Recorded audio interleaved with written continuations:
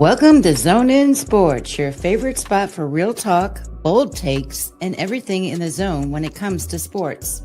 From hard-hitting analysis of the Miami Hurricanes football to the hottest stories across the sports world, we're bringing you that energy, passion, and a little bit of swagger, just like the U. So whether you're tailgating in Coral Gables or arguing in the group chats or just vibing in your way to work, buckle up. You're in the zone with your host, D. Hamp. All righty out there, what's going on out there, Hurricane Nation?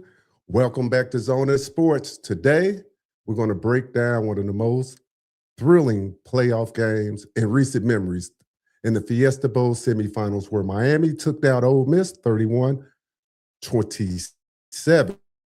in the national championship game. This wasn't just a big win. It was a statement performance that the stats will show that Miami heart and discipline and resilience. So we're going to dive in. We got Big E in the background. I'm going to bring him up. He's switching equipment out, but I think he still could hear me. So I'm going to bring him right on up to the stage now. All right, E, I know you switching out stuff, so I got your camera blocked. How's it going out there, bro? I'm good, bro. All right. I'm good. I'm in good spirits after the other night. So all right, we're gonna start off in the Ole Miss game before we even get into the Indiana, what's coming up with the Indiana game. And you guys out there, if you got any comments, just drop them in there. If you want to support the channel, of course, we got the super chat. You can hit that. And do me a favor, like and subscribe if you haven't subscribed to the channel. Now, coming into the game, the Ole Miss game, even though Miami was favored, you still seen a lot of talk behind the backgrounds, how Miami couldn't handle Chambliss. A lot of people, I think 58% of the nation was picking Ole Miss. And so theoretically, we could say Miami been an underdog ever since they've been in this tournament. I had a discussion with the guy where I told him I don't view Miami as a Cinderella team because Cinderella teams are not ranked that high, and get up to number 2 in the nation. I think they as good as advertised. But what was your overall thought on the Ole Miss game, first coming in and then what you saw?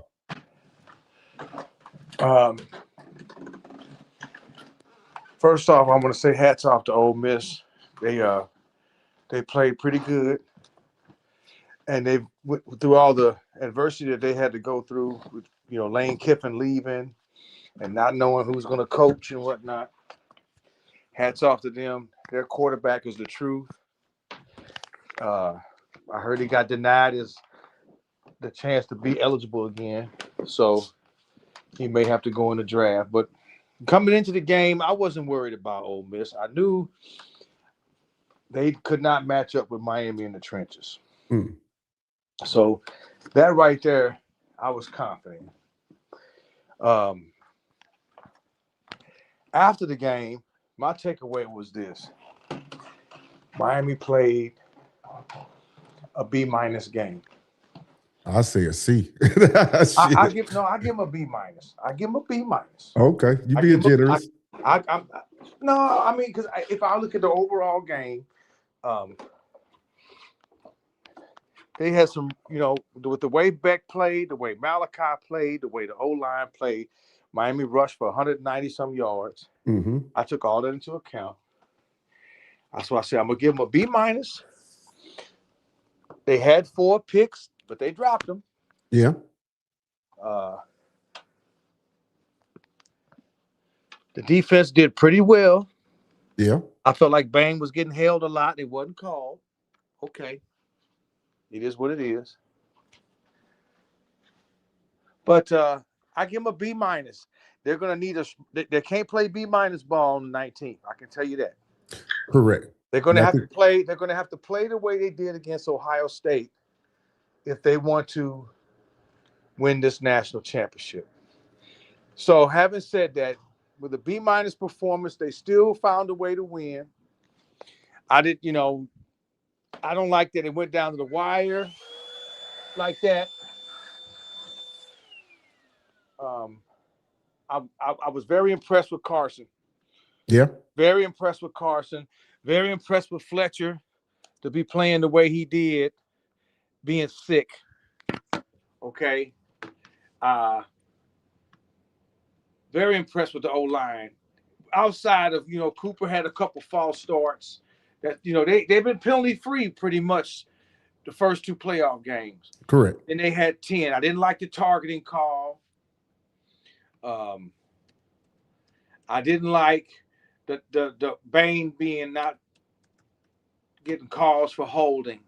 This was a Big Ten reffing crew, and they left a lot of things to be desired out there. They didn't call very much throughout the game, and then in the fourth quarter, they started throwing the handkerchiefs around like crazy. C.J. Daniels got mugged a few times with no calls. Okay, That's going to happen. Hopefully, we get that same SEC crew in the championship game that we had with Ohio State.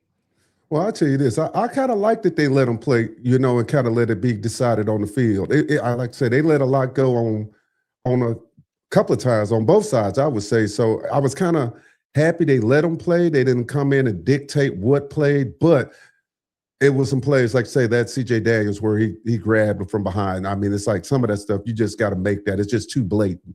Some of the closer calls I was kind of happy with. Let them play, but that's neither here or there. On the offensive side of the ball, I mean, when you look at the stats, 459 total offense for Miami and 398 for Ole Miss. Time of possession, I know a lot of people harped on it, was 41 minutes and 22 seconds, Miami, and 18:38 Ole Miss. Rushing yards is a little deceiving because Ole Miss had 121 yards, but they got that one off that long run. And I think that was about 70-something yards. So, you take that for a grain of salt, And passing yards, it was 277 Ole Miss, 268 Miami. So, I mean, Miami did what they should have done.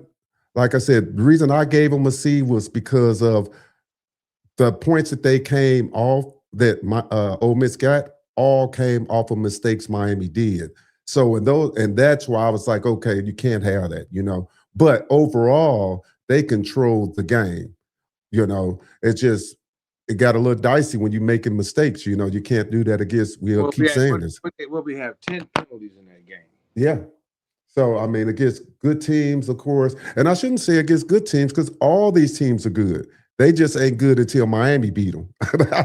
That's what people say. Oh, they wasn't that good. Y'all beat them. They wasn't that good. Y'all beat them. And I'm joking out there for everybody in the chat. But yeah. Now, so, I want to touch back on the officiating. Okay.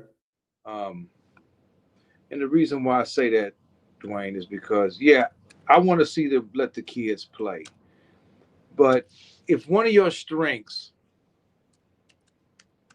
is your defensive ends, then you're going to have to call holding if there's a hold. I'm sorry. Yeah, if they're going to hold Bain and Mesidor and grab their shoulder pads and wrap them around the neck and there's no flag, I have a problem with that, bro. I have a problem. I don't have a problem with you letting the teams play. Okay? But I have a problem with that. Okay? I really have a problem because that's one of the strengths of our team. Right. Okay? And we going to need that. Now, if they're going to play straight up and Bain and Mesidor can whoop these tackles without them holding and get to the quarterback, then fine. I'm good with that because that's the name of the game. Right. But if you're going to hold my guys every game, I'm sorry, then we have an issue. And I had no problem with the targeting. That was stupid. You can't do that. I was pretty upset about that. I'm always right. Let me cut this phone off now. There we go. There we go. I don't have a problem. I don't have a problem with that. I don't have a problem with the false starts because it is what it is. But if you're gonna hold, if my D line is one of my bread and butters and my key to victory, if they holding my guys, I expect a penalty. Yeah. You can't you hold think my Mario people call him out for that too. You can't hold my guys all game long like that.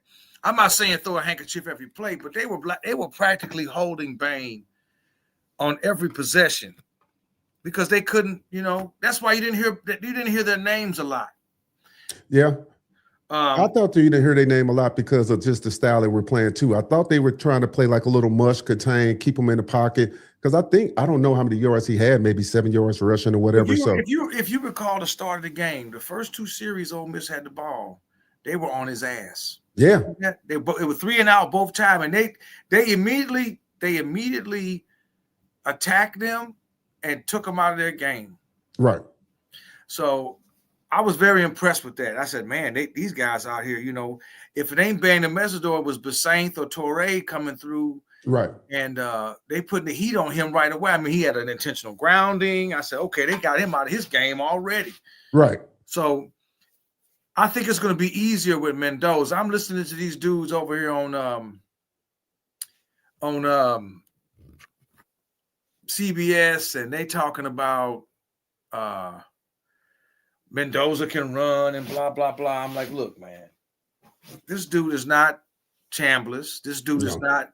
He's not the guy from A&M. He's not the quarterback from NC State. He's not Byron Brown from South Florida or Castellanos from Florida State. Miami's seen this movie already. I've said this. Right.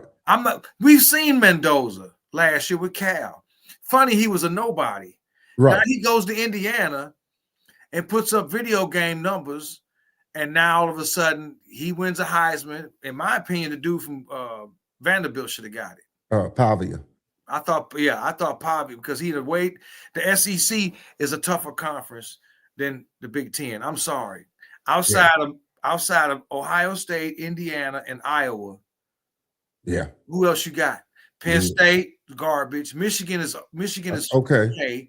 Yeah. Right below Michigan, you had Illinois, but when Illinois had to step up and play Indiana, they got their buttholes blowed out. They got blowed out by Ohio State. Yeah. So the rest of the Big Ten, all the way down from Purdue to Northwestern to Wisconsin, Nebraska, Minnesota, garbage. Michigan State, garbage. Iowa's good. They barely beat. Now Indiana barely beat Iowa 20-15 at Iowa. Right. The toughest games Indiana had was Iowa and OSU. 20-15, 13-10. Right. So going to the Ole Miss game. Like I said, I was very impressed with the way they played against Ole Miss. Ole Miss had everything to play for.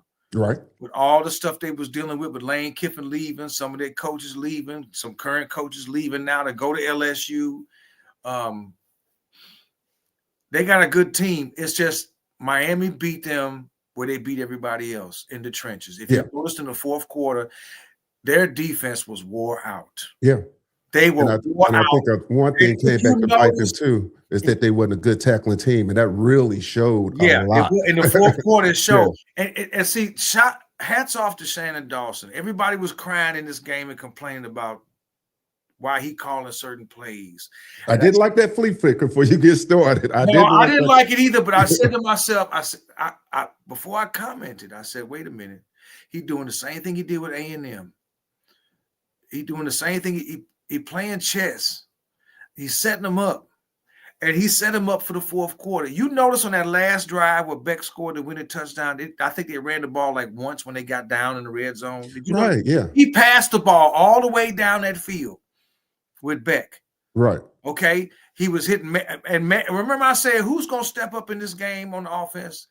And it was Marion, the receiver. Yeah. He had a great game. Okay. Yeah. He had a really good game. He really stepped up. I thought C.J. Daniels had some really key passes. Come on, JoJo. You dropped the ball. In your hands. Come on. This is why he's not getting on the field. I said that already. you supposed to be the one, man.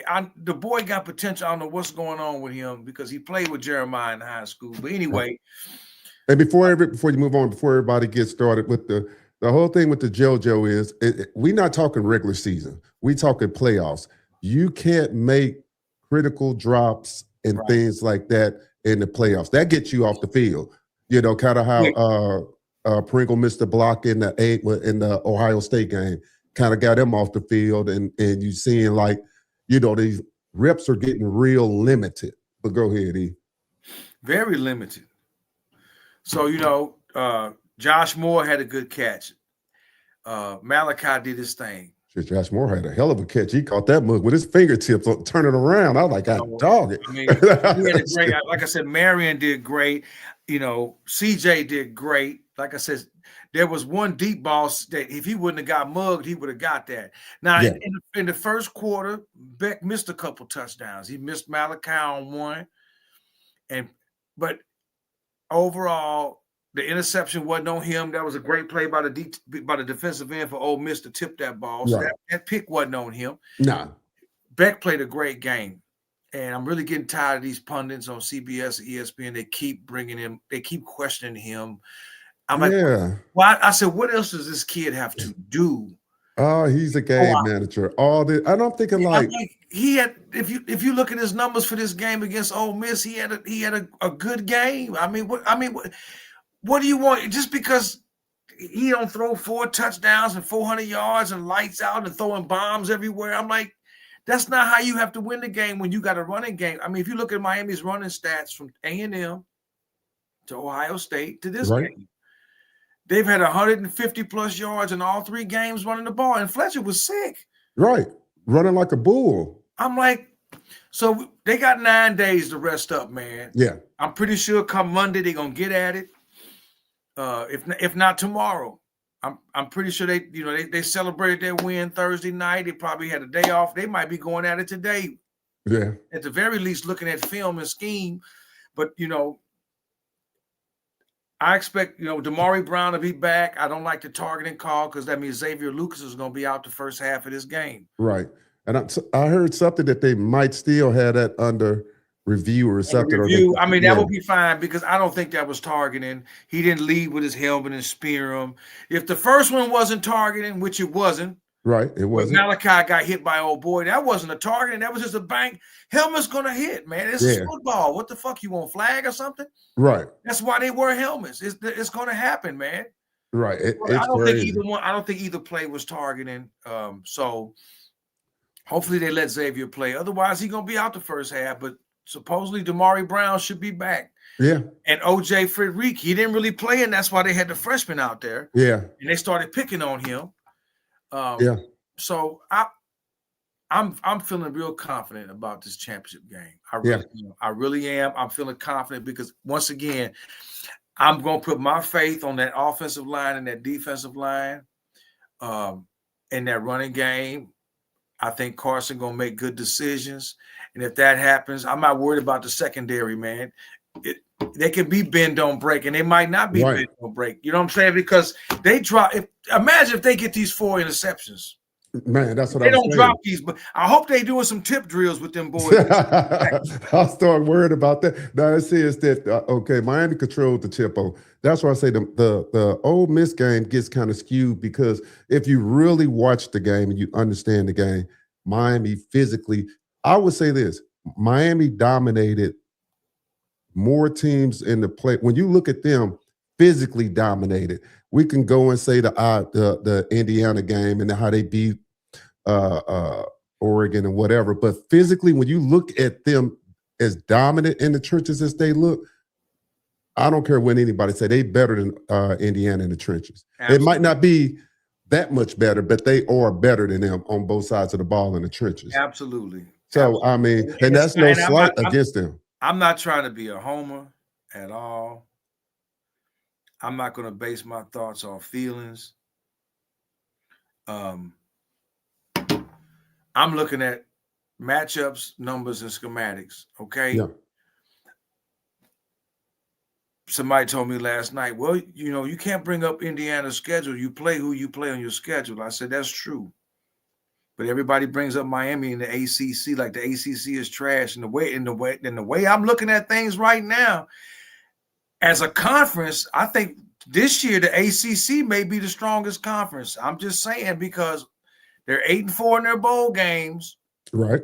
If you look at the Big Ten as a conference, you got 3 teams on top: Oregon, Ohio State, and Iowa. After that, there's a big drop off. Michigan will probably be the next best team. Look at the drop off. USC, not so good. UCLA, garbage. Washington, average, mid. Right. Illinois, average, mid.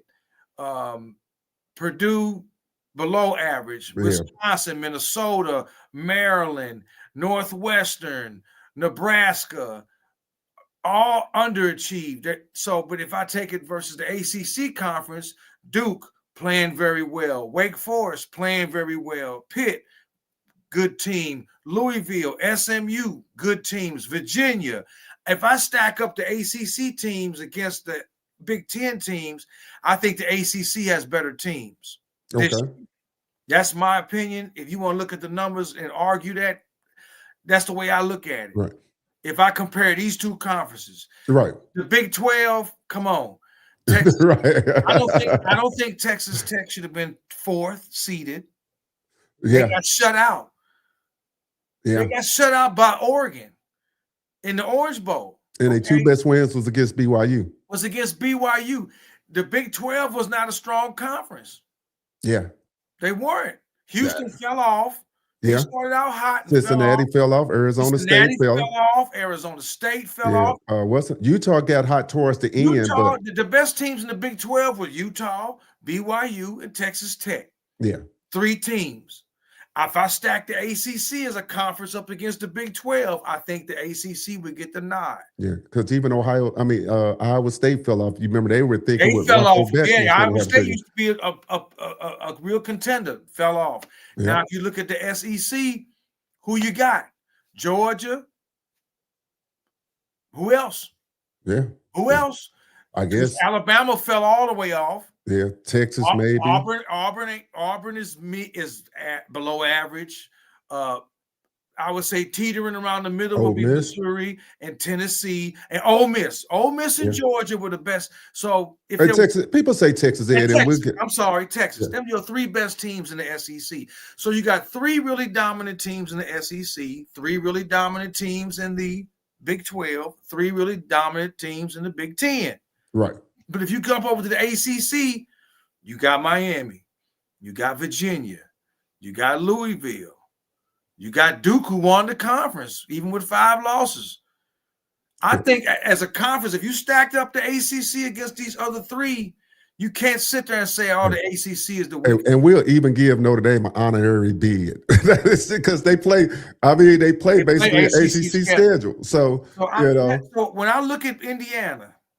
And I've been looking at their schedule twice because I'm not gonna argue with people.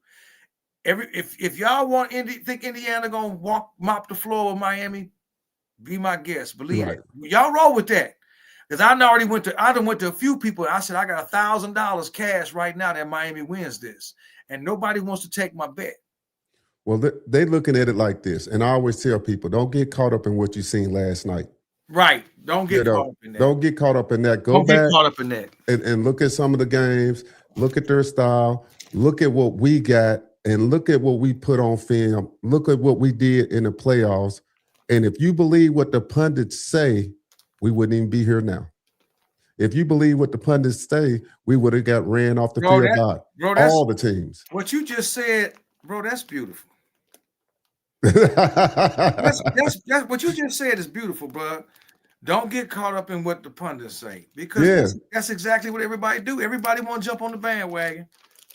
Yeah, everybody want to jump on the bandwagon. Oh, Indiana gonna kill y'all. Everybody. I already been looking at CBS, ESPN, all of them. Yeah, they all Indiana this, and I'm like, okay, yeah, I ain't gonna argue with y'all.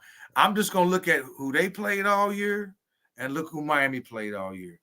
And then I say to myself, who did Indiana beat to get to this point?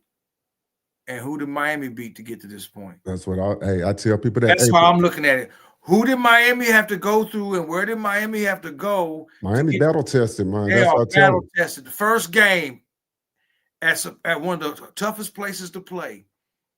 And they said we couldn't win. And they said you couldn't win there at Kyle Field with 107,000 people, and you only gave Miami 3,000 tickets. So you couldn't win there with 30 to 40 mile an hour winds. What did Miami do? They won there. Right. And A&M ain't a bad team. You know, that you touted A&M's defense. You touted their defensive end as one of the best in the country. They had a passing attack. They had good receivers. Their coach thought that their running back was the best running back in the SEC. And what did Miami do? They shut it all down and won that game. Then you jump to the next week. Okay, the fairy tale's over. Y'all really about to get stomped now. You playing Ohio State. Okay. What happened? You go to Ohio State, and what happened? They win. They dominated Ohio State. Just punched them in the mouth from the start. Beat them. Okay. Still wasn't enough. Now you playing Ole Miss. They're loving on Chambliss because they come back and beat Georgia. They did all this wonderful stuff. They got a great kicker. Okay. 9 out of 10 people said, well, Miami is really going to be over now. You're going to lose to Ole Miss. You can't stop this Chambliss kid. You haven't seen anything like him. And my only rebuttal is they haven't seen a team like Miami's. They haven't seen line of scrimmage yet like this.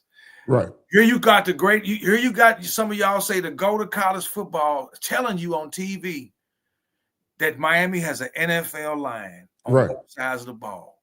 Right. And you're going to sit up here and tell me that these teams are going to beat Miami? So now we're going to Indiana. And like I said a while ago, Oregon was smaller than Indiana in the trenches. That's why Dante Moore couldn't do nothing. Yeah. And Miami is bigger than Indiana in the trenches. And I'll still go back to that before we start taking some of these questions. What's up there, Orange and Green? Hey, when you get off to such a bad start, Oregon got you pressing. So that's why I didn't put a lot. I watched it up to the half.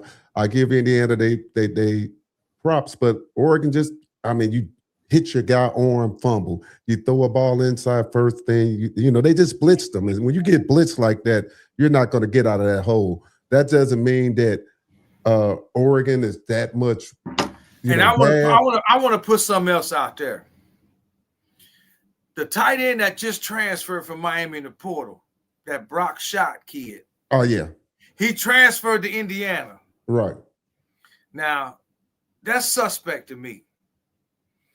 I know he giving Indiana intel. He's been with Miami all year. Yeah. He was the number 3 tight end. You think he ain't sharing intel with Indiana? Formations and stuff. I think Dawson gonna be hip on that. They're gonna have some. I think Dawson gonna be. I just want people to understand that I think Dawson gonna be hip on that because this kid is giving away, and this boy is giving away intel to Indiana. And that's crazy. You just go right in the season just like this. I'm put some of these comments up here for a second before we move on. It says, and for life, please tell Dawson that we had enough of the double film playing flea flicker. I think we covered that BS game calling. Those trick plays are not going to work. I don't listen, Gio Kane. At first, I was a little wondering about that too, especially after that. It was a big play, and then he did that. They ran that same play against Florida State, and it was a touchdown to Malachi. Right. Same play. Now, I don't mind trying them plays. I would rather try with a lead. Right. But Dawson did the same thing he did with A&M, man. I'm going to try some of this Malachi, some of this stuff early and see what it do. Yeah, see what it do. See if you can see how they react to it because I'm going to come back to this later. I may come back to this play later. Yeah. Remember the first pass play where he threw it and he missed Malley on the outside. Yeah. He came back to it later and it was a touchdown. Yeah. If you watch that play, it developed so beautifully the way he threw it behind the line of scrimmage where Malley had space. Right. You watch the line fan out and he had a goddamn wall. That was such a beautiful play. Right. When you watch that play, it was absolutely beautiful. All Malley had to do was pick a hole to run through, which he did, and the rest was on him. But the way the play developed was absolutely beautiful. Right. He ran the same play to C.J. Daniels that sealed the deal against Ohio State. That quick out where he come back in and he scored a touchdown against Florida State with that play. Right. He ran it against Ole Miss, but Ole Miss was ready for it. I'm not mad at Dawson for trying these same plays to see how they're going to react to it. Right. I'm not upset with because I can shelf that play till later or not run it again. As long as nothing bad happens. That's all. Unless I see what kind of setup they in, I can shelf that play. But at least I'm going to see how they react. Right. Yeah, we could have ran the ball. He said, I hope they weren't partying with Michael Irvin. What's up, Big Kid? hey, Mike was on one, y'all dog. Leave the playmaker alone, man. Yeah, Mike was on one. You notice ESPN was hating. They wasn't showing him a lot on the sidelines. Yeah, they didn't hardly show. I think they're trying to keep Mike in check a little bit. But you know what? When they play this game, I think you're gonna see a lot of cats come out the wood. Yeah, Vince Wilforks and a lot of Miami greats are gonna be out for this game. Right, man. You know it's what gonna be more. It's gonna be more than Ray Lewis and Edgerrin James and Olsen. You're gonna see a lot of. I think you're gonna see a lot of people that you haven't seen in a long time on the sidelines for Miami in this game. I'm not worried about Indiana. I think Mendoza is a goofy. I thought he was goofy last year with California. Just the coach they got. I'm not saying he's a bad coach, but they keep talking about his facial expressions. Yeah, that's crazy. I don't care. It look like he constipated or something. So he's making a face. That don't win no games. When he sat there and said, I'm ready to have a beer after the game, I said, okay, that's cool, but that's telling me you ain't focused. You overconfident. Maybe you are overconfident. You think you just gonna come down to South Florida? Hey, because Mario wasn't talking none of that. No, Mario was like, he's like next, like we gotta get it. Did you see the interview he gave when they landed back at Miami Airport? How everybody was waiting for him, and the local press was there. It was beautiful, man. It's like, look, he was telling everybody, y'all need to come show out. Right. I mean, these tickets are stupid, ridiculous, which I don't like that. It's BS to me because a lot of the fans like me and you, we can't go, man. Even though y'all know I'm gonna be down there though. I got a ticket. I'm flying down there. Saturday. You didn't even tell me. I just got it yesterday. I meant to text you, but Who you flying on? Delta. Oh, you going through Atlanta? Yeah. Because I know get one. American fly nonstop down there. Get one. Like, yeah, so I'll be down there Saturday, and so I'm gonna be somewhere in the vicinity watching the game. Y'all guys need to tap in with me. When you coming back Tuesday? Tuesday, yep. Tap in with me, zoneinsports@gmail.com. Let me know where y'all was watching the game at. Maybe we can hook up and do a little something. Okay. Because my son was like, are you gonna go to the game or are you gonna go to the parade? I said, the parade will probably, if they win it Monday night, the parade will probably be Wednesday or Thursday. Hey, we'll figure that out. So it says losing a forum school in a championship game is hilarious concept, bro. I'm not gonna take them lightly now. Miami can't make mistakes. They cannot. Like I said, I give Miami a B- performance against Ole Miss. I give them a B- because Beck played well. Fletcher ran well. Outside the 2 false starts by Cooper, the O-line destroyed their D-line. Right.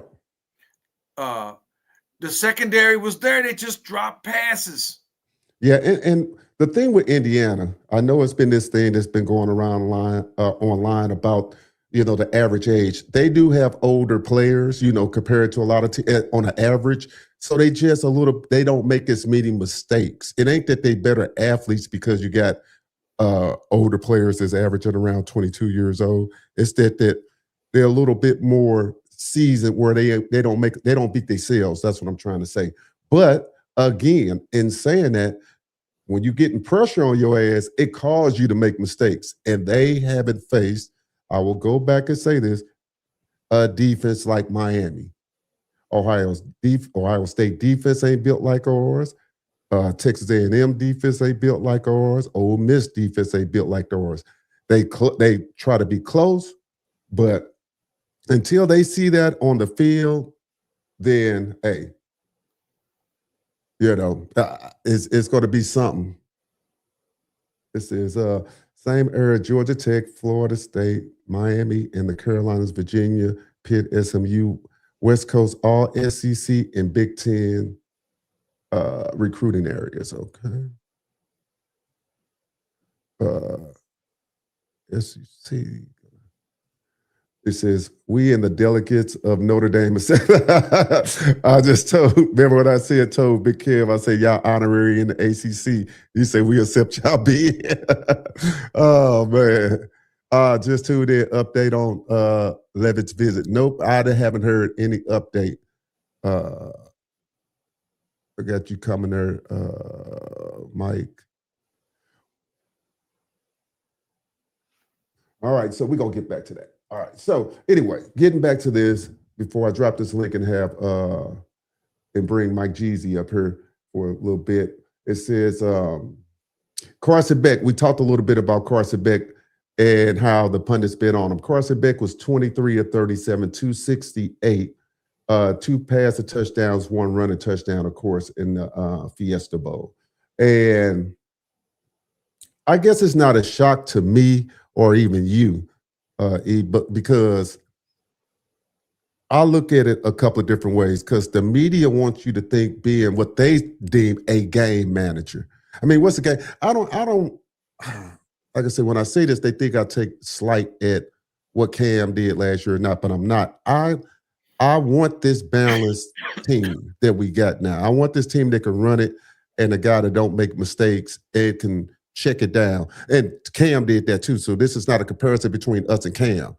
This is just a comparison of, I'm talking about the team and how they play, where Dawson feels comfortable and relying on his running game, checking it down, getting it to your playmakers early and letting them dictate the game.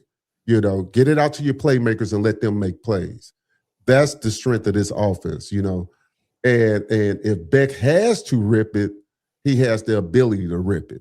So he doesn't have to come out and rip it, 40 times a game, which is a good thing. Now, granted, he almost did it 40 times against Ole Miss, but the game, the way it was going, kind of dictated it. He 37 passes, almost 40 passes. So it's interesting on that. Like I say, Trinidad Chandler, he threw 37 times too. So I thought overall the defense, considering you had didn't they have 2 freshman cornerbacks in the second half come in when both of them got? Yeah. I know one for sure when Lucas got yanked for the yeah. And then O.J. Frederick went out, right? And then somebody else come in, didn't it? Yeah, I think so. Yeah.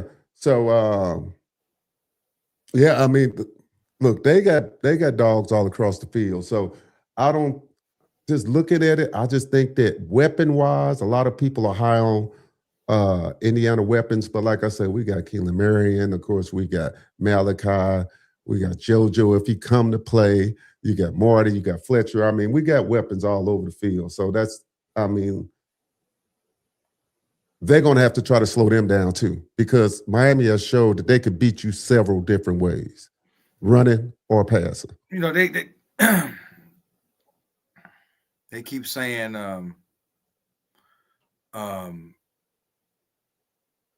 we got to keep Indiana's offense off the field. And I'm thinking, I don't care if their offense is on the field. That plays into my strength. Yeah. That plays into my strength. That plays into the strength of my team. I mean, I want Bain and Mesidor and the rest of them and Lightfoot and to get them. Number 11, he needs to it has to be a perfect game. You got to stay aggressive. You can't have these silly offsides like 11 did Blade. You've done that a couple times. He can't do that. Cooper was jumping off and you cannot give them that. The late hits, you can't give them that. You can't. And I think this is my opinion, and the reason why they was getting a lot of those is because they was trying to play right up to the edge. And sometimes, and this is no excuse, when you playing on that edge, you have to decide what you're going to accept. So, that's it. It is what it is. It says Indiana got y'all cane shook. Okay. Okay. All right. Who's that? Don Roy. I mean, that's somebody just playing. Okay, I can't. Yeah. Okay. Another one say Indiana beat y'all by 25. They said the same thing about Ohio State. Shit, was gonna beat us by 25. Oh man.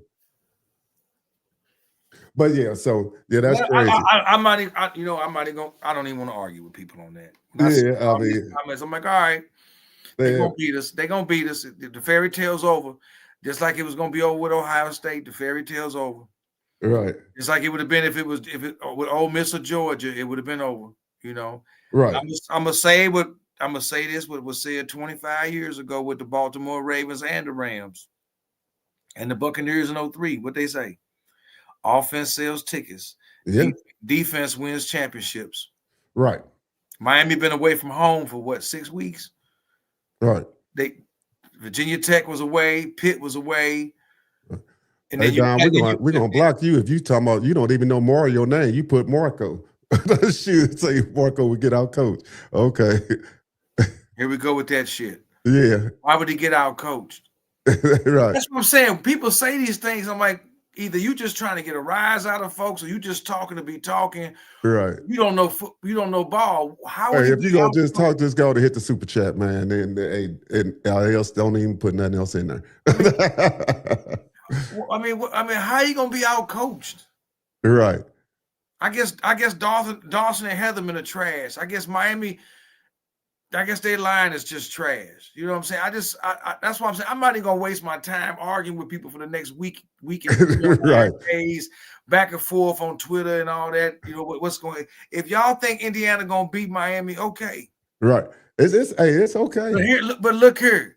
I tell y'all, like I told my supervisor last night, my gateway director, I got $1,000 cash that say they don't, and I ain't had nobody step up to the plate yet to say I'll take that bet. Right. All of a sudden, the new Indiana fans, they back off now because y'all ain't Indiana fans now. All of a sudden, you on the bandwagon. Yeah. Well, I got a stack that say they don't. Where your money at? It's crazy. Hey, the funny thing about one of the funny and the great things about college football is that when certain teams, especially when you get the Midwest teams, they rail against I ain't gonna say because they won't even take it like Miami's relevant because they'll say y'all ain't been relevant in 20 years, but they know we are a brand. In college football. Well, they can say that we haven't been really relevant, not since really 04. 04 was the last decent year, I think. And they got Calais Campbell as a freshman in the fall of that. Right. 04, it was 04 and he was a freshman. I think it was Frank Gore last year. But before I say that, the reason I said that and before I bring Mike up here to say what he got to say for a couple of minutes is some different dynamics that they're going to try to push in this game. Trust me when I tell you, and I think y'all know what I'm talking about. They're going to use that same dynamic they tried to wedge with the Notre Dame in Miami, if that makes sense to y'all out there without me saying it. So just watch. It's not going to be about football anymore. It's going to turn into something totally different. And I think Miami players kind of know, and the fan base know, keep it straight football, keep it about the numbers, and rock out and have a good time. I'm gonna bring Mike Jeezy up, let him say what he got to say. And what up there, Mike? Man, what's up, y'all, boy? What's up, Big E? What's up, Big Bro? What they do? We chilling, baby. What's up with you? Yeah, man, it's cooling. What you just said, what y'all boys saying, you know what I'm saying, about Indiana. So I saw the game last night. I really, you know what I'm saying, I really don't watch Indiana like that, bro. But so I was like, you know what? Let me see what these boys really got going on. So I pull up their schedule, pull up Oregon, and bro, Oregon, y'all beat Iowa, USC, James Madison, and Texas Tech. You feel me? So I'm like, bro, what I'm missing? So then I'm like, you know what? Let me go to Indiana's schedule. Let me see why they popping right now. Oh, y'all beat Oregon twice, y'all beat Ohio State, and y'all beat Iowa.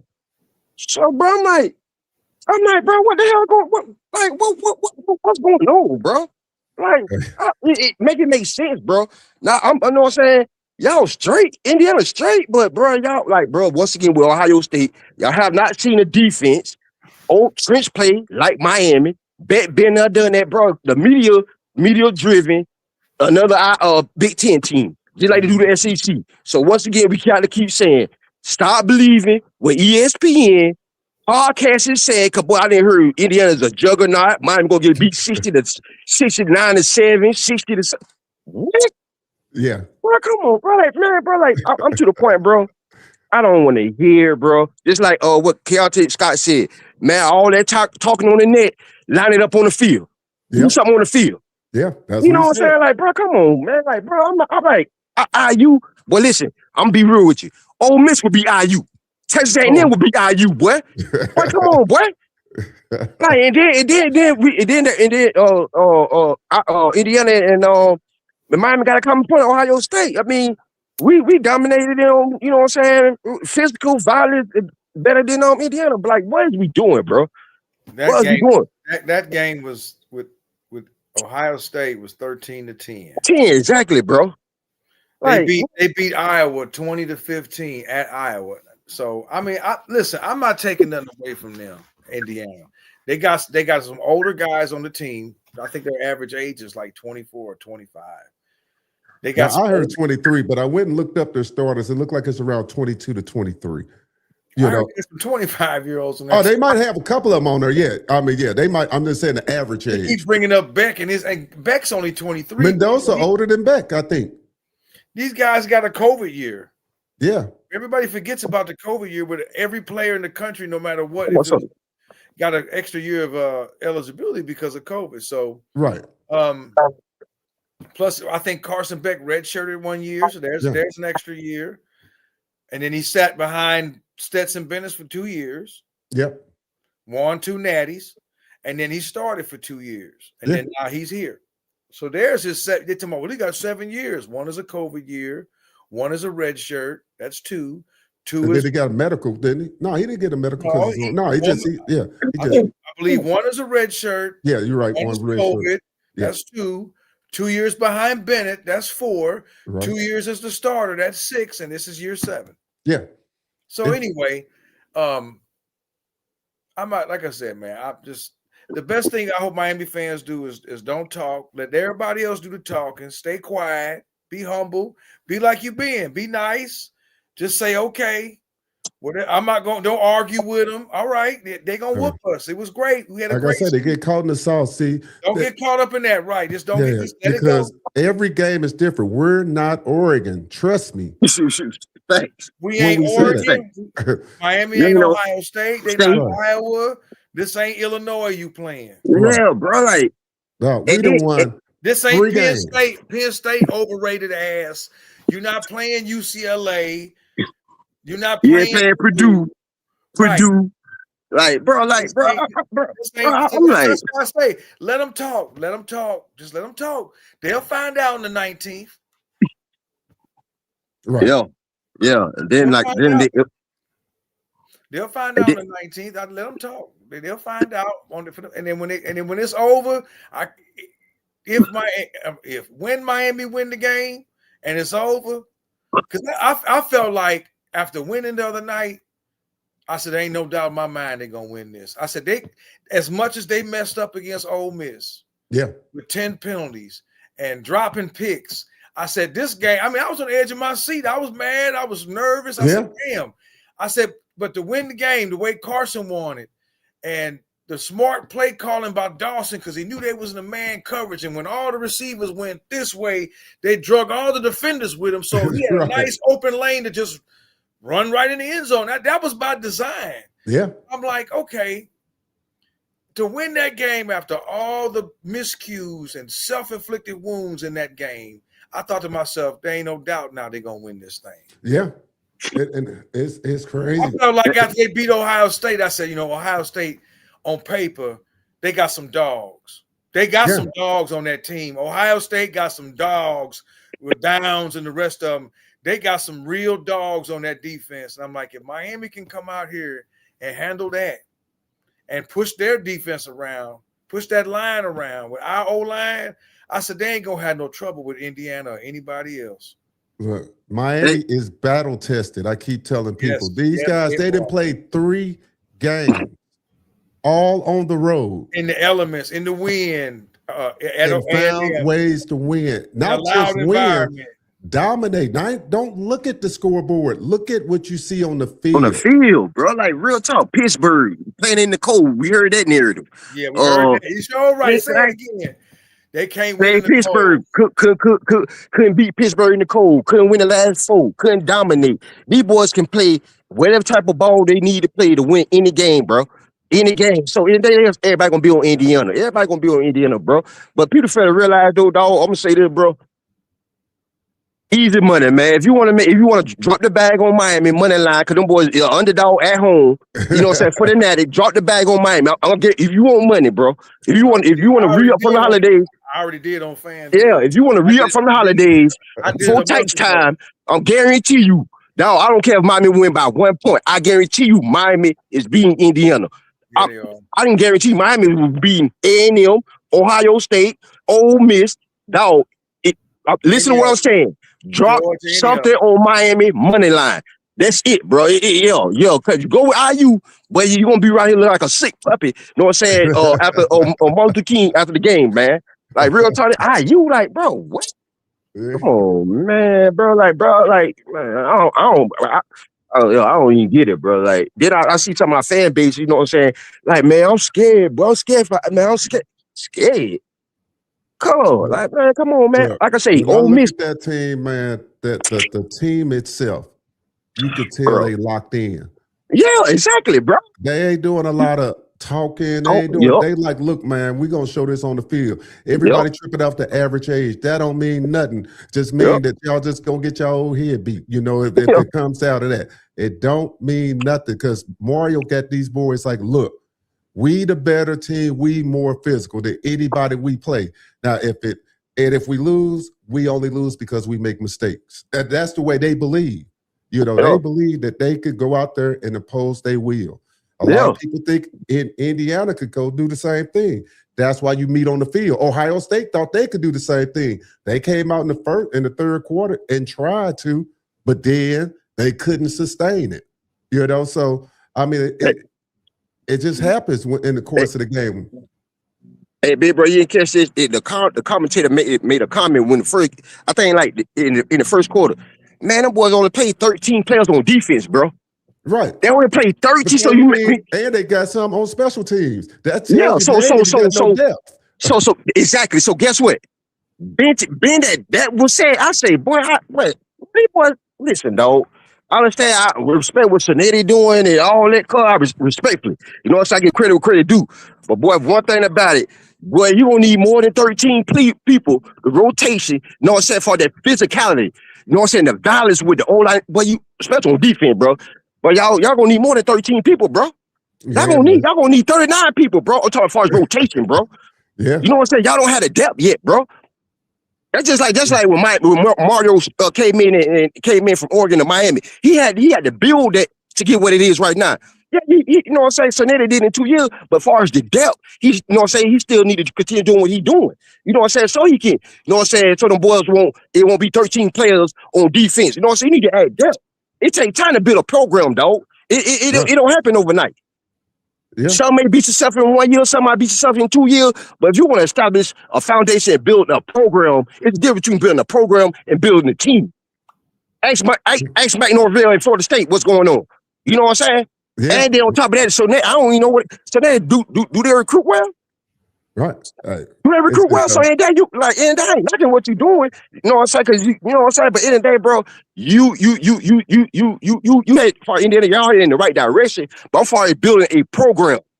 Like, bro, y'all got a couple of pecan seasons to go, dog. For real, bro. Yeah. Y'all still got a couple of pecan seasons to go, bro. Like, yeah, bro. Like, them Mendoza, man, bro. Come on, bro. Bro, listen, boy.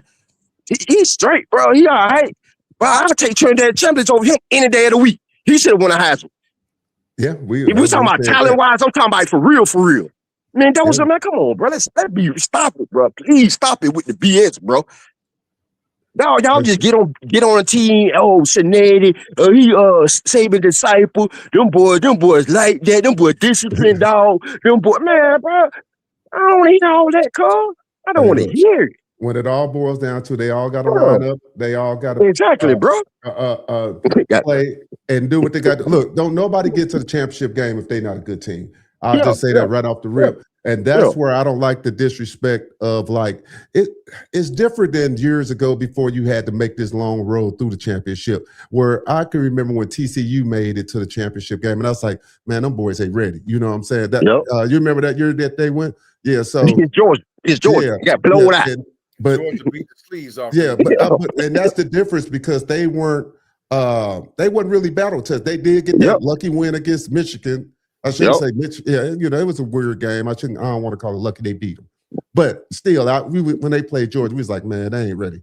You ain't winning 3 games in the playoffs against 3 top 10 teams if you ain't ready. That's my point that I make when they act like that they're going to come out here and just run through a team that then beat with no 3 top 10 with no deal, bro. Yeah. Let me see. Miami knocked off the number. Miami knocked off the number 2 Ohio State. What was Ole Miss? 6? 6. They knocked off 6. What was A&M? 7? 7. Yeah. They knock off them. Notre Dame was 6 in the beginning of the season, right? Yep. South Florida was 15. Yep. What was Florida State? Even though I don't want to count Florida State, they were still ranked. 18. They were like 18. And then Pittsburgh was what, 20 or 21? 20, yeah, something like that. They played them. 24. So, I think they were like 24. No, they was ranked higher than 24. Oh, okay. But I know they were ranked. My point is, every ranked team they played, they beat. Yep. They 6-0 against ranked teams. So if they beat it, when they beat Indiana, that you done knocked off 1, 2, 6 twice and 7. Hey, didn't I say last week? I said if Miami wins the national championship, this will be the greatest run through college football. And Even people was like, no. That. Even they said that they had the toughest goal to get there. Yeah. When they first put the bracket out, when they first showed the bracket after all the teams were selected, they said Miami would have the toughest way to get to the national championship. Yeah. And they didn't even pick them. They thought it was going to be A&M, and then A&M would lose to Ohio State, and then Ohio State would beat whoever between Georgia and Ole Miss, and then Ohio State would be playing Indiana again for a natty. That's what they wanted. That's what some people wanted. I'm like, boy, I'm glad it wasn't that. Yeah. It's amazing when you look at I love it. I love the haters and the doubters. I love all these new Hoosier fans. Y'all crack me up. All these brand new Indiana fans. Hey, and it's good to see. Okay. Fact. There's some chump on Facebook. He on the ACC page. DL Shirley. He always, if you go on Facebook, that ACC page, I'm gonna call you out, chump. He always got something to say negative about Miami. He a Virginia Tech fan. Okay. All right. That's why I say I'm gonna let them talk, man. But I will shout out the ACC as much as we railed against them the year and a half. But I'm gonna shout them out because the ACC has done a great job promoting Miami through this run. And now granted, it's their job, but still, I'm gonna give credit where credit due. And doing that is helping push that brand a little bit more nationwide, which is what you really need. You know, I know a lot of people in Florida don't understand what goes on the dynamics outside of Florida, but we try to push this brand like the Ohio States. We know it's fans all through the states, but we trying to get it to where, hey, like it was back in the 80s and the 90s, you know, you don't see them. They'll pop out here and there, but nothing like it used to be. Like, don't be ashamed of being a Hurricane fan. That's what we try to tell people outside outside the state of Florida. You know? Yeah, win and lose, you know what I'm saying? We bleed Andre Green, the real fan, bro. Like you been, especially with this program, especially since the Ohio State robbed us, bro. You know what it been the most to be with Miami, man. So if you're a true fan, you gonna rock out regardless you win or lose. That's just anything in life, man. Anything in life, you like you take losses. You just got that shake back game. What it's hitting for? You know what I'm saying? So end of the day, I just wanted to come on, you know what I'm saying, and salute y'all boys and chop it up, you know what I'm saying? Because, you know, I should be working, so it's kind of hard for me to get on the podcast or whatever. But, so end of the day, Biggie, and Happy New Year, y'all boys. And like I say, end of the day, man, listen, end of the day, man, go Canes. And I guarantee you we'll be holding up the natty. I said it before the season started. Had us winning the natty. They didn't know who it was gonna be. So it's IU. You got y'all next. You know what I'm talking about? Y'all on the time clock right as we speak. And man, we're gonna go down. Well, I don't know, cause I might have to work. So man, I might have to work. So I might take off to come down there and just to ball and chill with y'all boys, man. But All right. go Canes, man. Go Canes, Right, and let's ball, man. Let's ball. All righty. We out. All right, y'all boys. Have a blessing. Boy, I'll holler at you. All right, have a good weekend. Yeah, so it says somebody puts in here, Indiana fans already bought 28,000 tickets to the game next night. Okay, cool. Shoot. I have to believe that. Yeah. I gotta see that because no. 28,000, I doubt that. I seriously doubt that. What's the source on that? Because that stadium holds about 65. You're telling me they bought damn near half of it already. You know, and right now the cheapest ticket is like $5,000 up in the top. The top layer, the end zone. Now I did see, I forgot who that was Ryan Clark that said that. But in saying that, I want to give Ryan Clark credit, but they only giving credit because they teams ain't in there. The only one that was saying we was built like that was Nick Saban at the beginning. None of those other commentators, because they all from the SEC, was giving Miami any credit or saying that we built like an SEC team or any of that kind of noise. So I give them credit for saying it publicly on national TV, but we've been trying to tell people this all year. You know? It's whatever, man. Yeah. I'm not going to argue with new Hoosier fans because all the Miami haters are on the bandwagon. Now, remember, if they're Miami haters, you're a hater. You know, who the Notre Dame fans really going to root for now? Think about it. I bet you. I don't know. Big Kev just texted me, said he was rooting for us. So that's what I'm saying. Are they going to really root for Indiana, even though they in South Bend? I mean, I can understand some loyalty to the state, but that's what I'm saying. Who Buckeye fans gonna root for now in this game? Who you gonna root for? That's why I went off on some Gator fans. They was like, some of the Gator fans was rooting for Ole Miss. I'm like, really? That's one of your biggest rivals is Mississippi. Yeah. Miami is a rival, but if we ain't a rival like Mississippi, y'all play them every year. Yeah. Ole Miss got some nasty fans. They got some real nasty fans, bro. They were threatening people's families online and everything, bro. They got some really, really pathetic fan base. Some of them, I ain't gonna indict the whole fan base, but they got some really nasty people in Mississippi. I'm like, you really want to root for them? Yeah. They've said some really. I posted what they said about Miami fans. Yeah, they said Miami fans were low class and thugs, and here we go with this shit. I'm like, okay, low key. I understand where you're going with this. All right, but that's why I said what I said at the beginning about watch how this Indiana turn take. I'm telling you, it's gonna come. It's coming because Indiana. Listen. Wait, hey, if y'all don't stay up here, Indiana, if I drive through Indiana, I ain't stopping.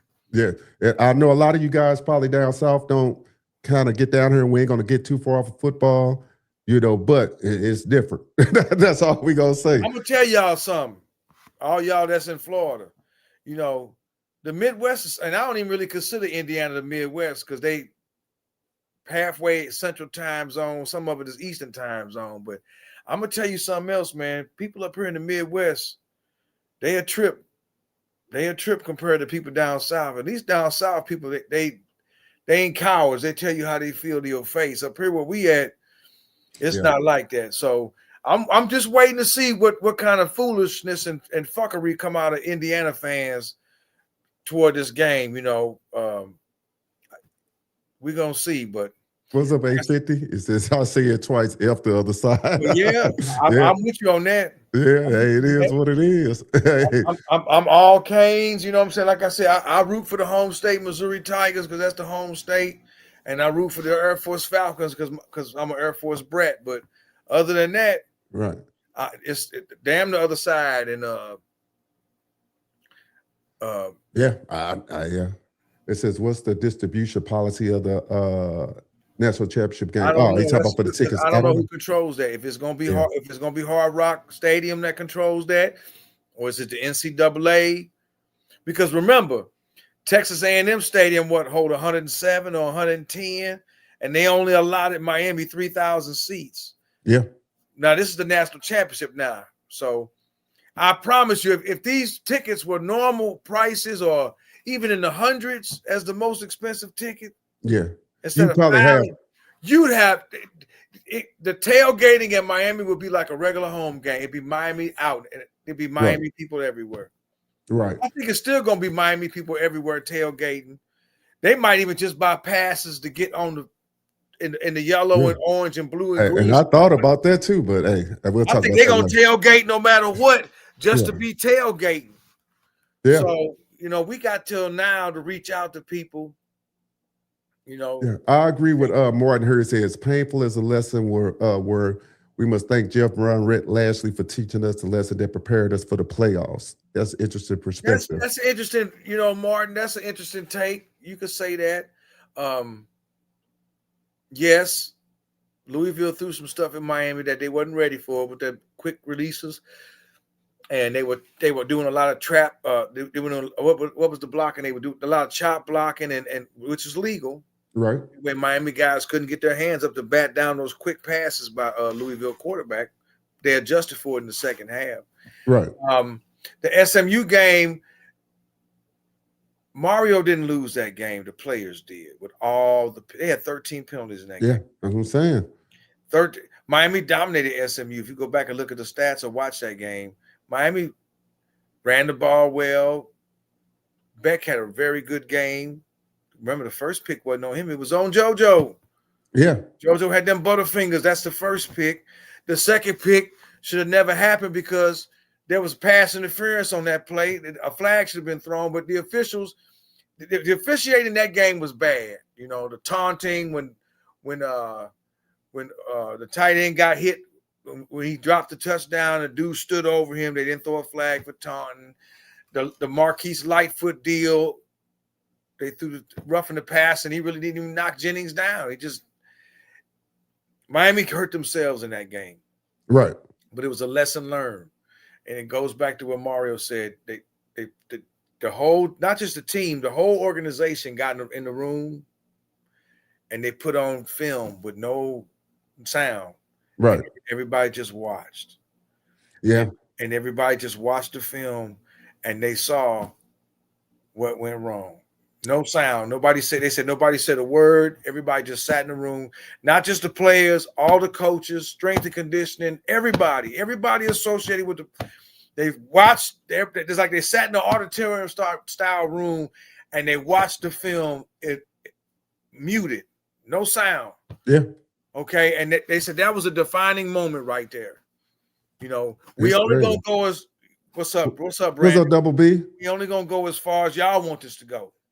Right. We got the talent. We got everything in place to do this. Right. And I think after the SMU game, it lit something with them, and they've been balling lights out ever since, man. It's an Indiana quarterback get rid of the ball in 2 seconds.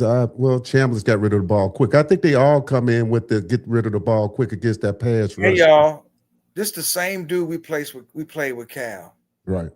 And remember, Miami defense was doo-doo last year. Yeah. Compared to this year. This the same Mendoza that was at Cal, and Cal jumped all over. Now, we can sit up here and say Cal offense wasn't the same. Well, he sure looked good with Cal in that first half, and he threw the ball quick, and he scrambled a little bit. Yeah, we got to worry about the back shoulder. That's unstoppable and stuff. And they got to remember a lot in that game, at least the first half, because I didn't see the second half. They played off. Oregon did. Miami play a little bit more aggressive or defense. They'll get up in your face. You know what, Dwayne? But here's the deal. The pick six hurt them from the jump. Yeah. Oregon turned right around and went down the field to score. They scored, no problem. But then they come back and fumble the ball, hit the running back hand and fail or whatever. Oregon found themselves in the hole right away. Yeah. So I'm sorry. Yeah. It is weird. Okay. like I said, It says Notre Dame is located in Indiana. The narrative is coming. Not worried. Fuel for our boys. Yeah, we already know. I don't really think Notre Dame fans gonna be all supportive of no damn. Yeah, I don't think so either. I don't think they're gonna be all that supportive of Indiana. I really don't. Some people will because it's the home state. I get that, but right.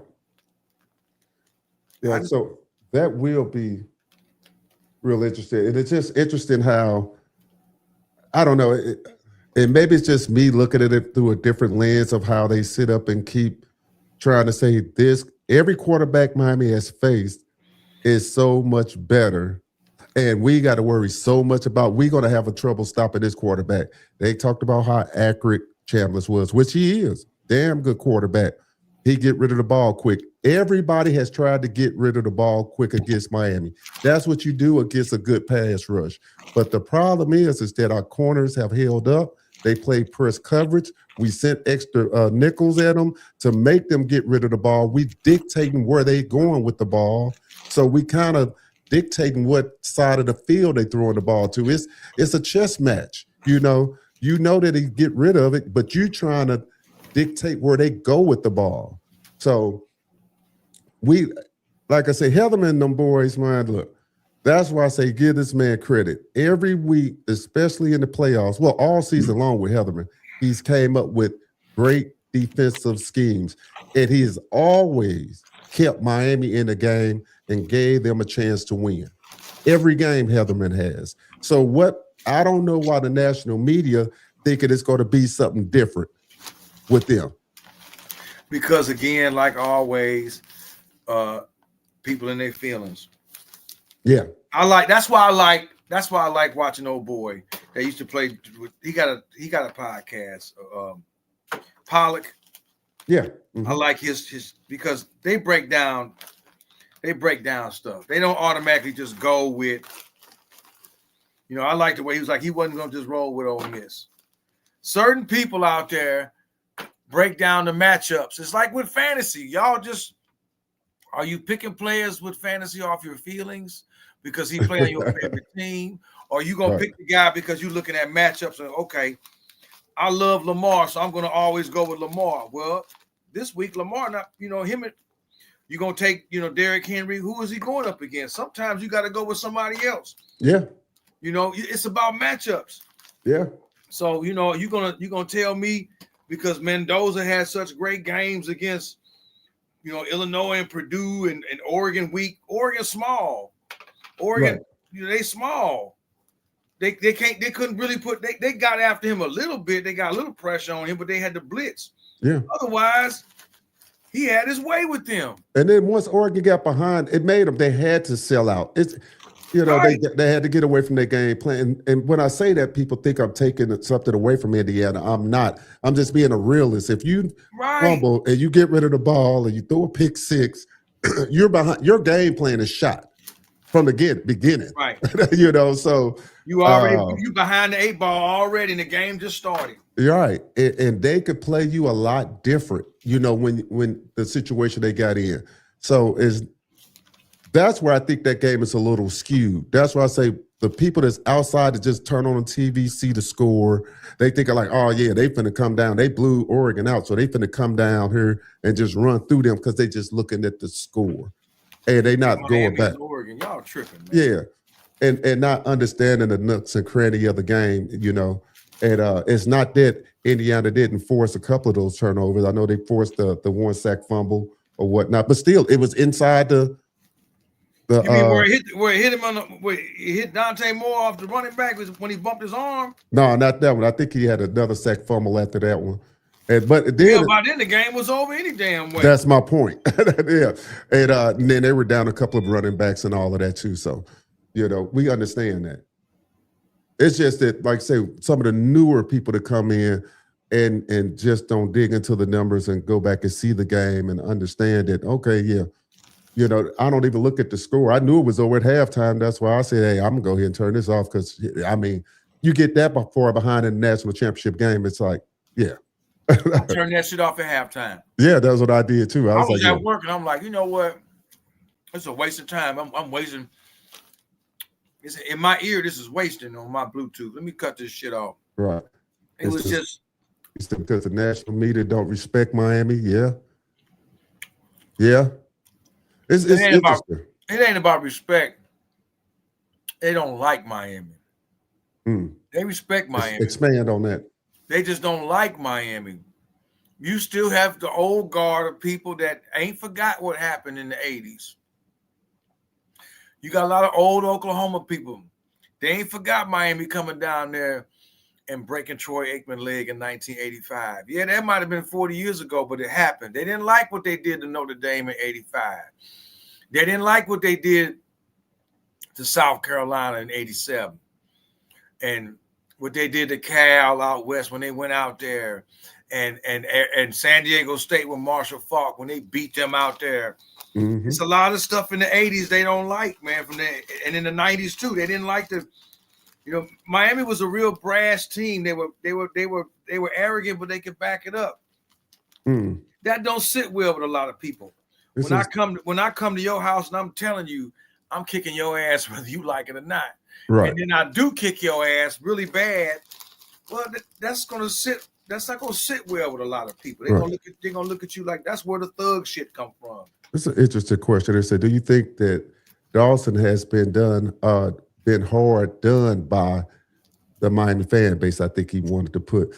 No, I think. Well, this is my personal I just think opinion. it's a portion of our fan base. Once again, some of them want too much too fast, and they can't see the big picture. Sometimes you gotta play chess, man. You gotta plan ahead. You gotta think moves ahead. Now, these coaches for Indiana are not bad coaches, right? So Dawson and Heatherman both gonna have to be on their game because they gonna be trying to play chess too, right? And that's why I give Miami the advantage because they're gonna come down to matchups at that point. I think I'm assuming Martin means for the whole season, and I think the fan base had a right, like when they got real stagnant after the Louisville game, and they were like, "Hey, man, you need to open this up. We need a spark." I think I'm not certain because I'm not in the organization that pressure was like, "Hey, man, you got these Ferraris out here, man, and you ain't using them," and it was the pressure and it had to be that because he gave a press conference, remember, about the zone running and stuff like that. So that pressure was getting to him. So in that aspect, I don't think the fans were hard because I think everybody was seeing the same thing. But some of the fan base, like he said, can go nuts. They was complaining about the A gap and B gap running. What Miami been doing these last 3 playoffs? Hey, I already know. Yeah. What they've been running in these games for all the ones that was complaining. They've been running A gap and B gap and getting what? Running it right down their throats. Because why? The O-line took it upon themselves to block. Yeah. Yeah. Say Gio said, do y'all know James Madison scored 34 points on Oregon? Hey, the funny thing that you say about that, Gio Cage, man. Yeah. I told somebody, I said, now, I'm not going to say I did pick Oregon to win. I said closely. I said, but I wouldn't be shocked if Indiana won. But I said with a caveat. I kept saying, Dante Moore turns the ball over. He did. He had 2 picks of the JMU game. And I'm just like, he just been turning the ball over a little bit, like bad turnovers, so I was a little bit worried about that,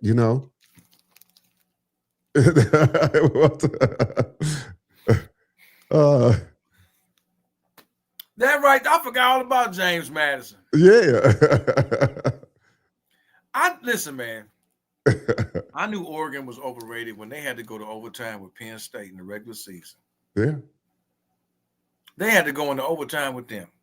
Yeah. Hey.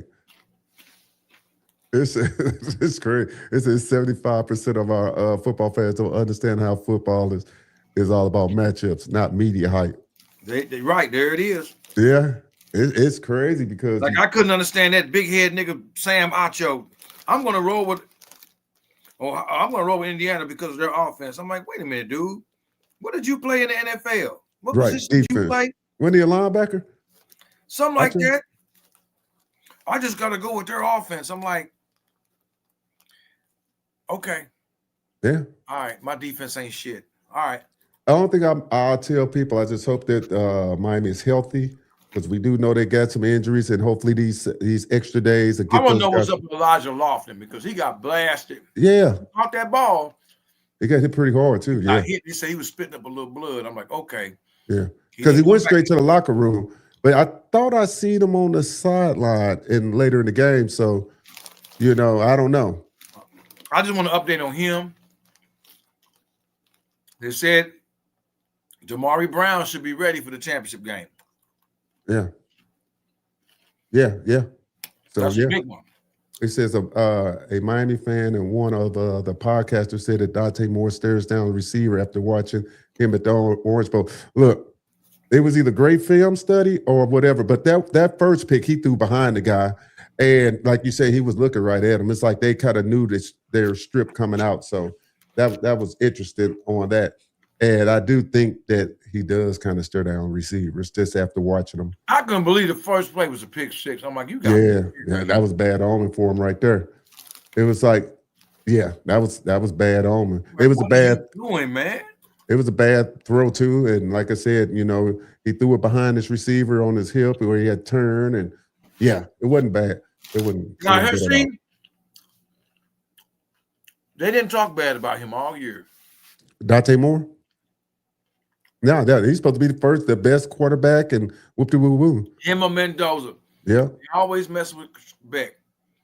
They always mess with Carson. Carson had one bad game against Louisville, and they will not let that go. Here, Dante Moore out there with Oregon throwing picks in every game. Never said nothing about him throwing picks. Right. None of that. They're gonna draft him higher than Carson Beck. Yeah. Or at least they might not, but I'm just saying. But I didn't even think of that narrative, man. I didn't even think of that because, like I said, I've been watching Dante a lot, and he's been turning the ball over. I don't know how many picks he had this year. Somebody had to look it up for me. But the games I'd have seen, he'll give it up. So it's a shame. I'm so sick of them messing with Carson Beck. I really am, bro. I really am. Yeah, they do. It's just ridiculous, man. It really is. Oregon. Let me look at their record. Now, let me pull up their stats after the Indiana game. Stats. Passing. Dante Moore. 24 for 39. 2 touchdowns, a pick. Let me pull up his individual stats. Season. Yeah.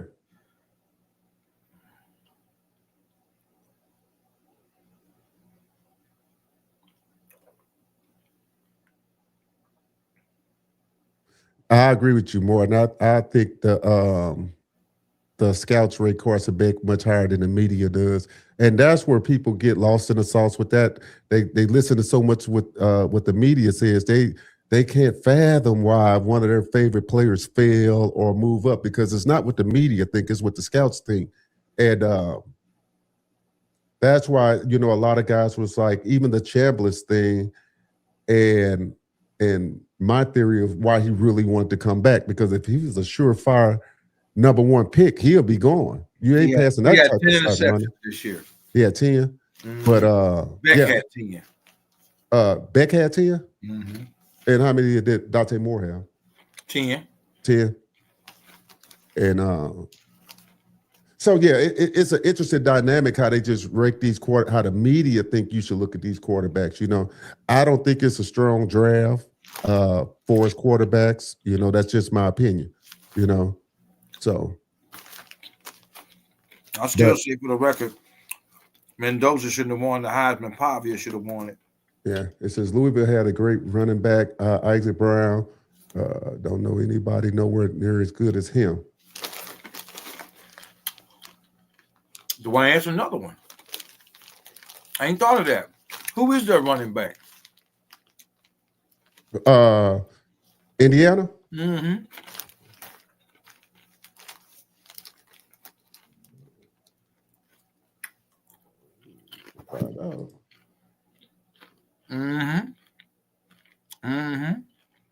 Because because they had an injury. They said they had a couple of guys that was injured too. So let's see here. Russian. Kaleon Black, he had 12 carries. So nobody. 63 yards, 2 touchdowns. Elijah Stewart had. So they got nobody. Teams, player stats. Here we go. Well, it looked like, let me see. Oh, that's Russian. They got 1,000-yard back, Hemby. Yeah. Hemby, he had 17 carries, 53 yards. That's all? Against Oregon? Yeah, but the Black had 12 carries, 63 yards. So they had over 100. They had over 150, 160 yards rushing. Look like they had. It says JoJo needs to work on his hands or get a stick for his hand, get stickers for his hands. Hey, JoJo, man. Look, we ain't gonna kick the young man while he's down. He got to get his head together because his number might get called again. Yep. You just never know. So you got to get your you gotta get in where you can fit in. Right. You know. So yeah, Elijah Stewart had 7 receptions, 75 yards, 2 touchdowns. Yeah, so it's gonna be an interesting game. Like I said, I don't look so much at this score. I give Indiana all the respect in the world. Even if you have play bums, you still 15-0, and it's still gonna take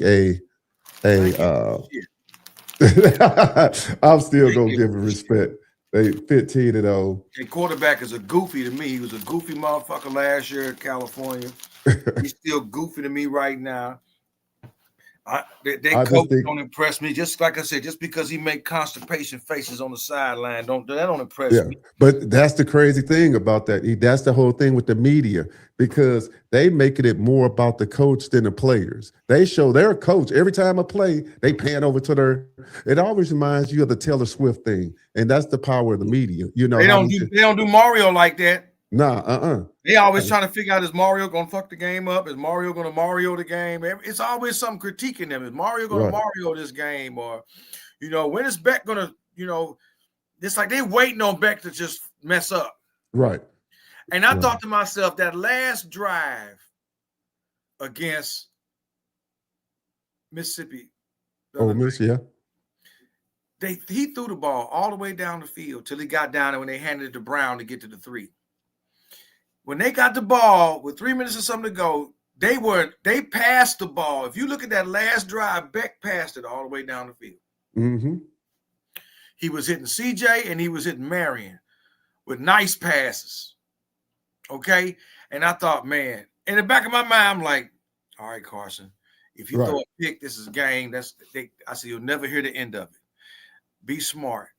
If it ain't there, don't take it. Right. And he's been smart, man. That's why he's been running with the ball. If it ain't there, he don't force it. He just take off and run. If I get 1 yard or 10 yards, I'll take what they give me. Right. And slide. Yeah. The most impressive thing him using this league. I don't understand why these so-called pundits, they not even recognizing that. They keep harping on what happened with Louisville. That's because they didn't understand. That's the conversation I think Dawson and Mario had with them. Like, hey, man, start using your legs more. You don't have to force it downfield. You can use your legs, get a couple of yards, come back and play another down. Slide, right. If we got to punt it, we'll punt it. But, don't. Right. I'd rather give it to him with a punt than you throwing them a pick. Right. Yeah. Like I said, the pick against Ole Miss wasn't his fault. Right. The defender made a great play and tipped the ball. Yeah. Because on that play, Marion was open again. Yeah, they actually been playing really sound defense. They gave up some yards, but you're playing against good teams, good offenses. You're going to give up yards. This ain't Pitt. This ain't Virginia Tech. These teams are better now. Each week you're facing a really good team, and I still feel like, I'm not going to say Ole Miss is not as good as Ohio State, but I just felt like going up against Sayan and Jeremiah and that other receiver they got, Cornell Tate. I'm like, if you can get past these cats and still gave up the big play, Right. Jeremiah still got his yards. Yeah. I'm like, after that game, I was like, all right, there ain't nobody left. Yeah. I felt like there was nobody left, man. I'm like, these dudes, Ohio, as much as I hate Ohio State, they got some for real dudes on that team. Yeah. I mean, I think 4 or 5 of them on the defense gonna be first-round draft picks. But that's why they're saying that you overlooking the Indiana. But I would say this: when you have those older players, they play hard. They might don't have a lot of NFL talent. I think Indiana got maybe a couple of guys I've seen that might could play on Sundays. Not as many as Ohio State. Going back to which I'm not overlooking Indiana. Yeah. Like we said, they're battle tested. Yeah. They definitely ain't got as many as Ohio State. And battle tested. If I can go and face these dudes, this gauntlet of dudes, and my old line can do what they did with them. Mm-hmm. Like I said, the Miami offensive line is not getting their credit, man. They're not getting that credit because they have been mauling people up front. That's why if you look at the rushing yards for Fletcher, he getting 130 or pop all 3 games. And I know last game they gave up a couple of sacks, but they were stunting and they was doing some crazy stuff. The one sack, I think Fletcher messed up with the block. Him or Brown, they didn't. I don't think he knew they were snapping the ball. Right. That was okay. Yeah. I'm not tripping off Carson getting a sack. Okay, it's going to happen. Right. It ain't, it's especially if they just like they did at A&M. They overloaded the one side.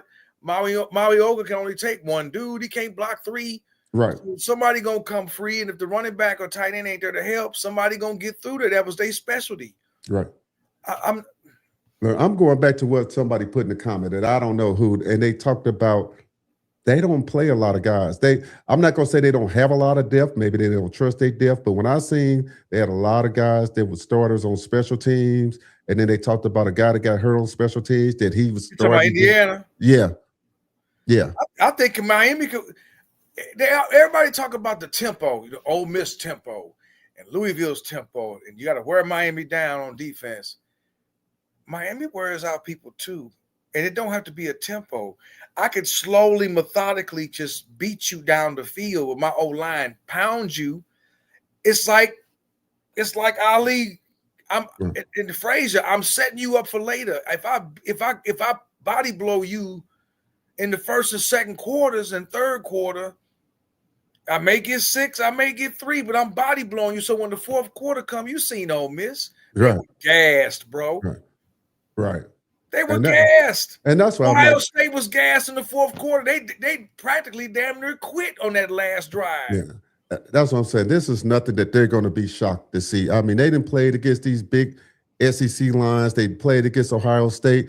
I mean, your line is not bigger than Ohio State. Indiana's not bigger than them. So, I mean, they might, what it is. Yeah, I'm saying Miami's used to older teams because that's how Virginia Tech and Virginia used to give us headaches over the years. It's funny you say that because, Eric, before you comment on that, I thought about this. I was like, you get used to that with some of the lower tiers. I don't like to use lower tier schools that's not as talented. That's what they do. They get a lot of older players to make up for their deficiency. So, and you do have a little trouble because of their older teams. They got a lot more experienced players, but they're used to it. I think that's the point that Martin was making.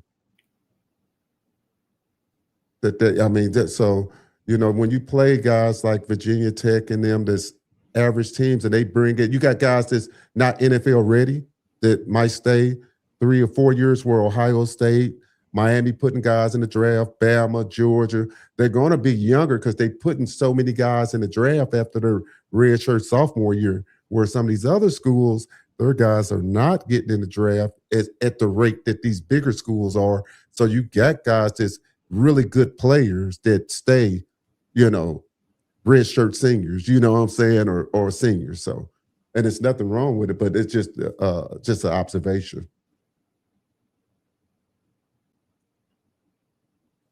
It says everybody has been taking pride in their blocking, wide receivers, running back, O-line. Yep. All blocking their butts off. Beautiful to see. Mollywood, be laying the wood. Yeah, that's one thing they can't complain. They as a core, it's beautiful to see some of the blocking schemes that's going on.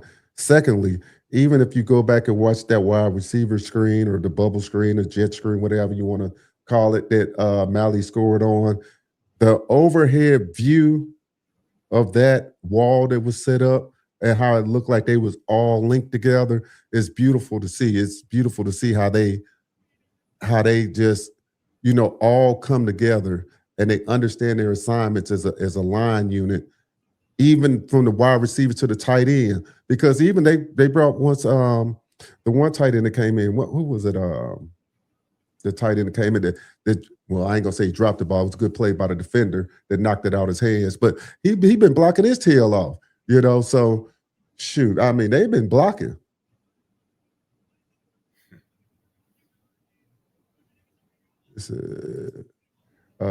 Mighty Ohio State missed field goal, which would have gave them the lead, but the national media is making it look like Indiana defeated them by 7 or 10 points. Yeah. Like I say, don't get caught up in the doggone media, boy. I tell you. It says, guys think that tempo will. Oh, he said, guys think that tempo will affect Miami DNs who are 30 to 40 pounds lighter than O-line men from Indiana. That defies the laws of physics. Yeah, right. Yeah, they've been running their tail all over the field. It says, look like a brotherhood in a junkyard fight. Awesome. Yeah, like I said, so it's been enjoyable to watch Miami this season. It's been enjoyable to watch how they've grown and seeing the run that they went on after the SMU game and seeing how they came together as a unit. And I think they always believed that they can do this run, and I think they knew how talented they were coming in. I love what Bain said after they beat Pitt. Remember what I told you? What's that? They asked him after they beat Pitt, is Miami a playoff team? And Bain said, no, Miami is a championship team. I love that answer. That told me all I needed to hear. I said, if they screw these boys out the playoffs, I'll be mad. But I said, if these guys get in this playoff, if they put them in this playoff, it was just like what Nick Saban said. They're going to be the most dangerous team because of the talent they got. Mm-hmm. And Saban been telling people, Miami got a line like nobody else. Right. No other team in the country has an offensive and defensive line like the Hurricanes. Mario built this team. He when he first got there, he told everybody it's going to be a process. It ain't going to happen overnight. Some of our fan base, I told you how fickle some of our fans are. They won't shit overnight. They thought you was going. I promise you, next year Indiana going to fade. They're going to fade, bro. Just like Florida State faded. They went in the portal. They got all these older dudes. I promise. Well, they wrote them a check. What's the name? Is it Mark Cuban? They say wrote the big check to Indiana. They gonna fade. They gonna fade. They gonna get some Midwest kids. They gonna fade, bro. Miami win this national championship, bro. Do you imagine what's gonna happen when they win this? Can you imagine all these kids in the South that was looking at SEC schools, all the Florida kids now? They're gonna take a hard look at decide if they want to bounce and go to Alabama, or they damn sure ain't going to no Bloomington, Indiana. Yeah, they'll go to Ohio State before they go there. They'll go to Ohio State before they go to Indiana. Yeah. Come on. They try to boost them up, but still in the recruiting wars, we all know how this stuff. You got Lane Kiffin at LSU. Indiana, this is it for them this year. They're done. After this year, I promise you, the way Iowa recruits, the way Michigan getting people, when Miami win this thing, I'm looking at it from Miami's perspective. This is going to open the floodgates for recruits.